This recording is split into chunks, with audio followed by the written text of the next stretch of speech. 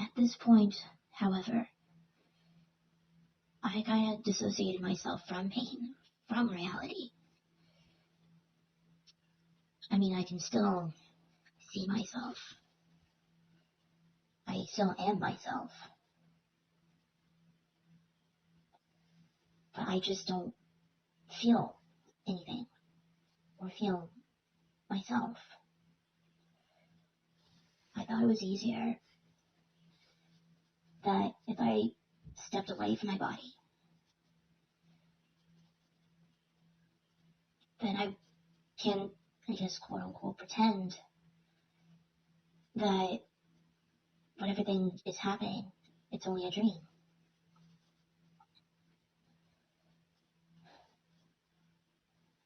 Finally, it stopped when I said that I was tired.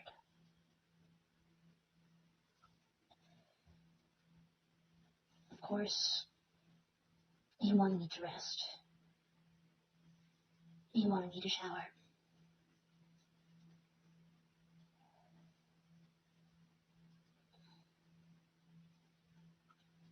I was in pain again. I wanted to die. I just didn't want to live anymore. The pain was that bad. In all of this, I continuously called myself stupid, that I'm a slut, that I'm a whore, that I will never amount to anything other than being a prostitute or an adult movie star.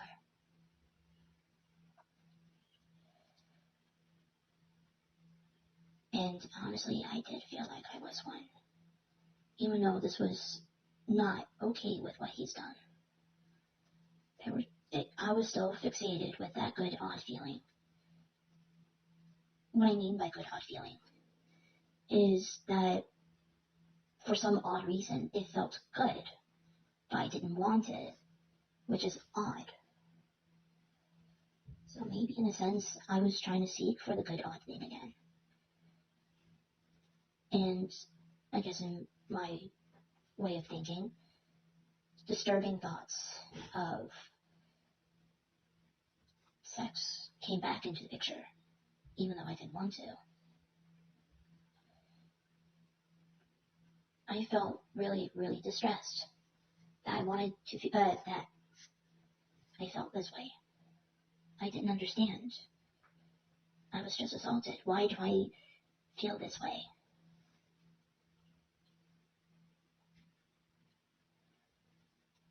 Then after everything was over, his friends came by and picked me up.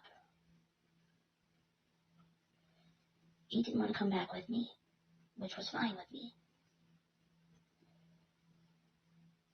I think his friend knew something was wrong, so he asked me how my day with my friend was, quote unquote. And I just lied and I said that everything was okay. I didn't know what else to say. I thought it was my fault that this has happened. But I was too scared to say anything. And that, of course, I deserved to die. When I went back to where I live, I really had serious ideations at this point. But then I thought to myself, I can't let the same thing happen to me now than what happened to me the first time I was assaulted. So I called 988. They got me through the night. And I told a trusted adult in the morning. Honestly, I thought she would be so mad at me. She would be so upset with me. She wouldn't be there for me anymore. But she was really understanding. She really got me help. To this day,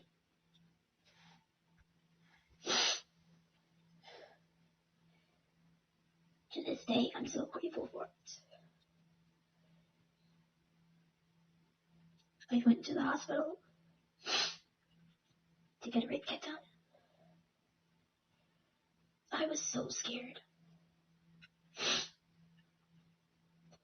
I was so scared of what might happen when police came. Like, everything has been done.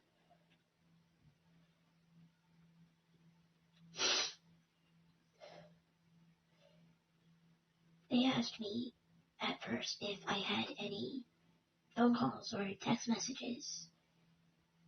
And at that time, I mean, I did, of course. But he told me once before that there were several people in his life that committed suicide. And that each and every time a person committed suicide, he would get really upset.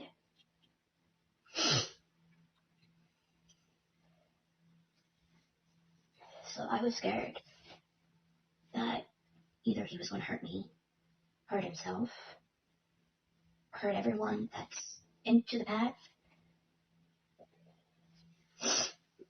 Sorry.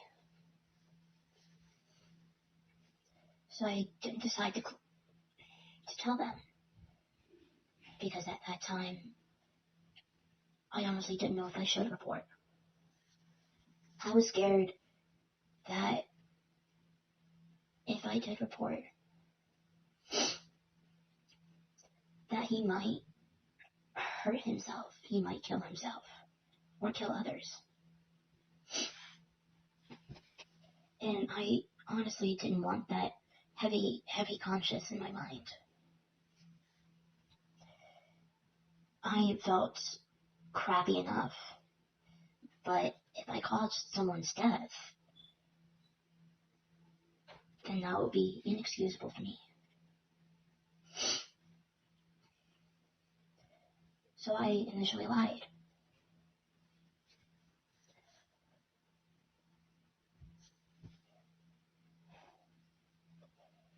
When we went into the hospital, that's when they found out I do have the text. And I told them the reason why I didn't show the text is because of that little bit of his girlfriend's committing suicide. And I thought that he would hurt himself if I reported.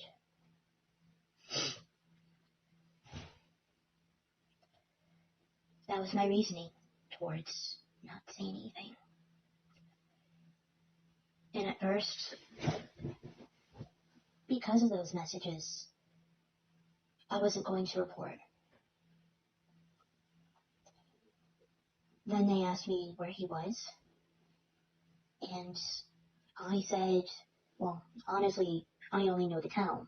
I don't know the address. I don't know exactly where his residency is.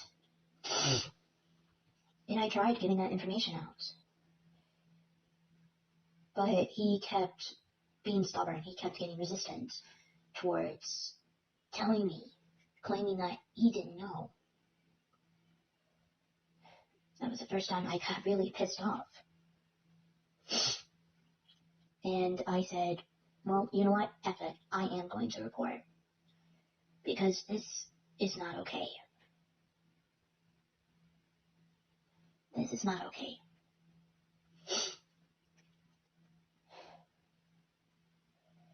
Getting the rape kit done,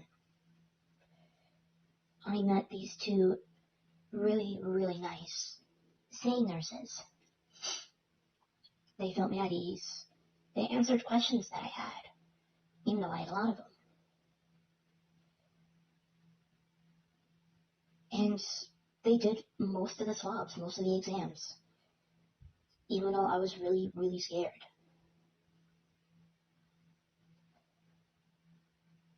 Then came the last 3 swabs. Of course, due to my circumstance, I request a female nurse to do this. But instead, a male nurse did. Now, obviously, I didn't want any male, doctor or otherwise, to touch me down there, because I was already in a lot of pain that I was. But at the same time, I know that I needed the medication to make me better, because I honestly don't know what he had. I didn't know exactly which medication I need, or something like that. I also really wanted him behind bars, because I knew that if he wasn't, then I am going to suffer, probably for the rest of my days, knowing that my attacker is free, and that he can do whatever he wants, and that I can't ever do anything about it.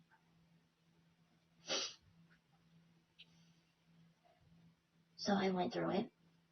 I asked one of the same nurses to actually hold my hand when he went in with the swab. I was in a lot of pain, so I moved a lot. I basically crushed the same nurse's hand, or I'm sorry, fingers, because I was holding on so tightly. To be honest, it felt like it was my assault over again.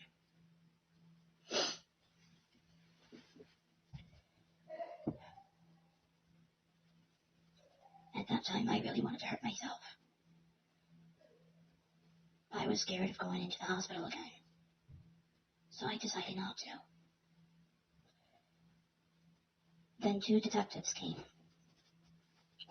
I told them the story the best I can do, or the best I can tell it, because again, there are some words that I cannot physically say.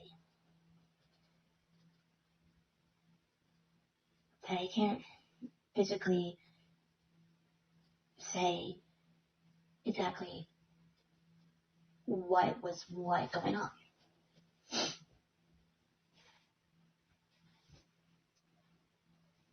Unfortunately, though, these 2 male detectives, they were male. At that point, I was tired, I was exhausted, I was scared, I was triggered. That I knew if I was talking to any more male anything, that I would basically shut down.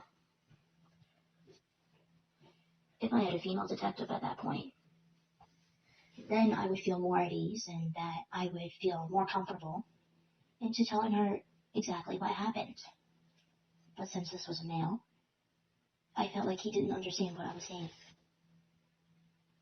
And that kind of, I guess, damaged everything. I pointed them out in a lineup. I gave them the phone number. They asked me for his last name. I honestly didn't know his last name because he never told me. He asked for the address. I said, honestly, I don't know the address. I know the town. He he never really told me much of anything.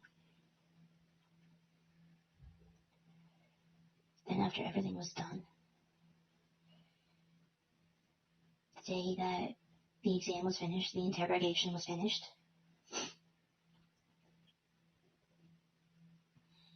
I was tired. I was exhausted. I was emotionally and physically and mentally exhausted. So I went to sleep. When I woke up, I was quiet. I wasn't really hungry. I became really sensitive when people touched me. Or back then when men touched me.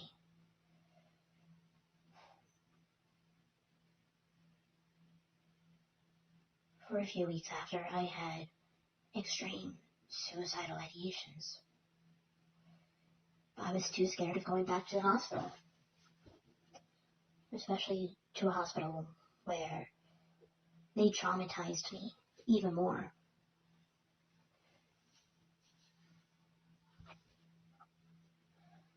So I started cutting again, even though I told myself that I wouldn't do it. I would never do this again. But I didn't know what to do. Of course, I have therapy. I have counseling. I have people that are nearby.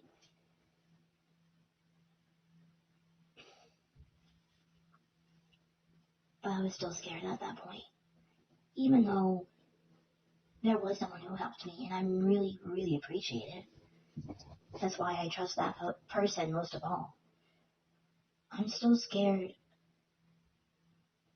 of everyone else's actions, or how they would act, how they would feel. So I just kept doing it. I cut and I cut and I cut. And honestly, during all of those times, I wish I could just cut myself deep enough to lose a lot of blood. Because at that time, that's what I felt like I deserved.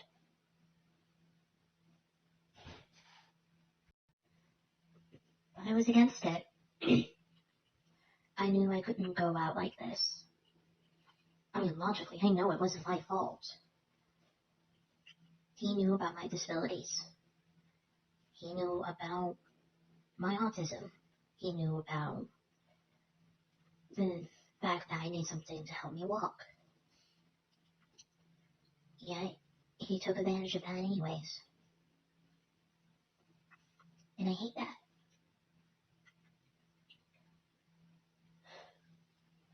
I hate that fact even more when just under 2 weeks later after I tried getting charges on him, that they were automatically dropped, saying that he didn't know. I was so upset. I was so angry.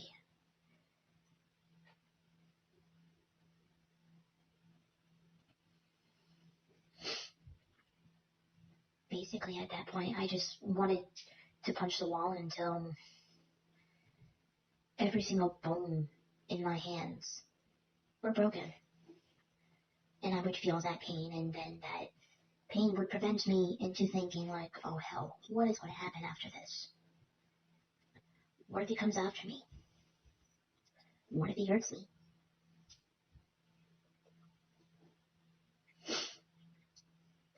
Even though I knew this was always a possibility, to be honest, I didn't expect it to happen.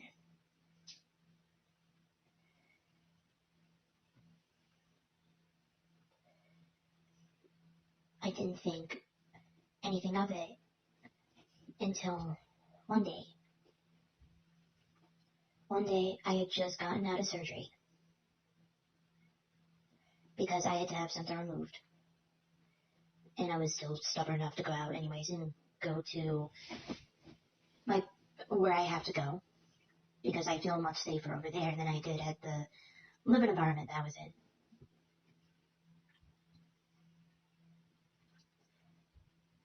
Then I saw him. As for me, I was minding my own business, so I didn't see him walking up.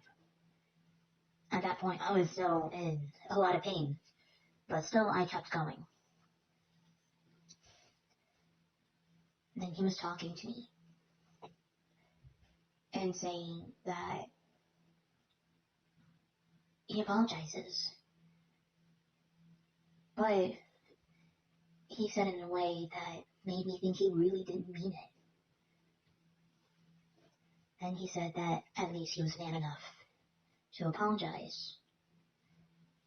I was scared. I was confused.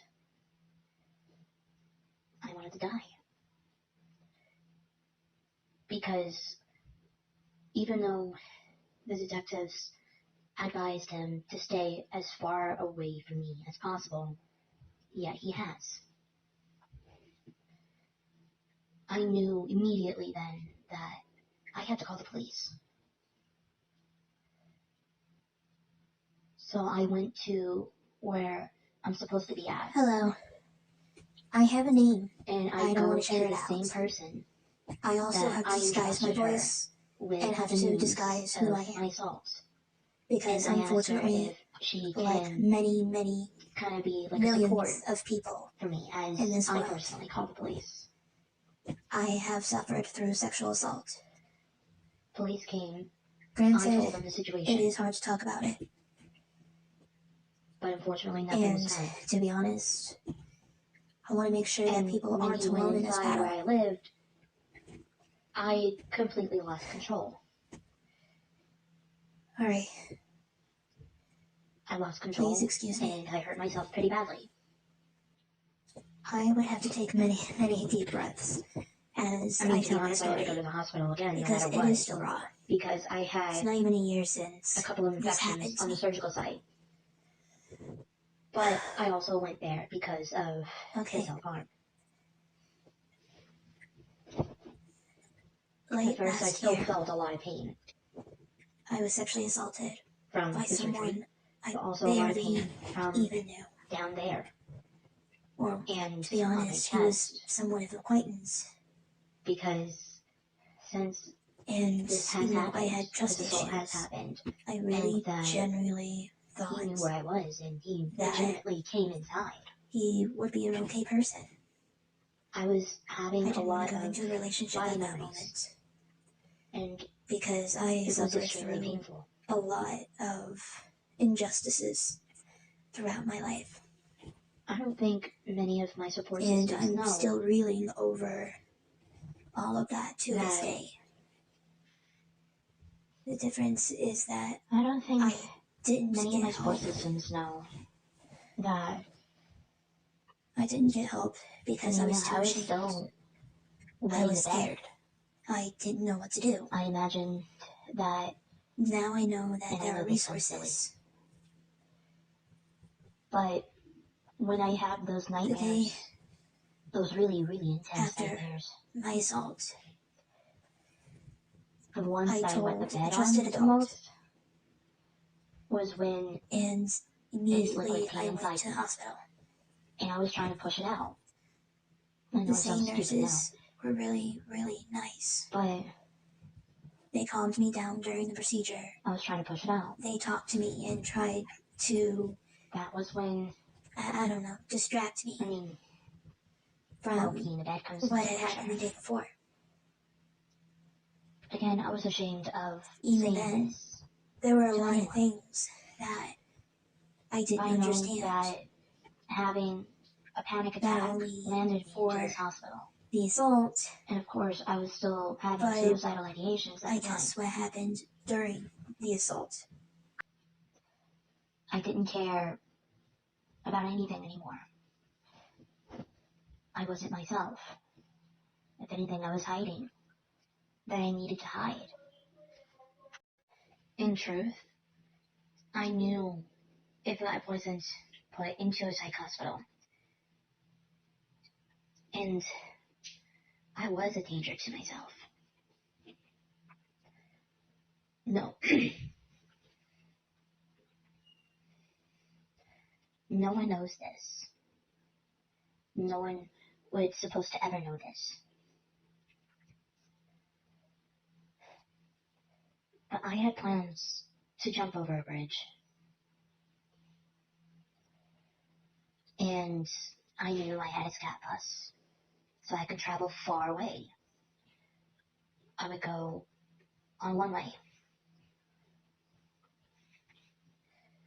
I would find the farthest yet deepest, or the deepest drop from the bridge to the ocean, knowing that I couldn't survive from that.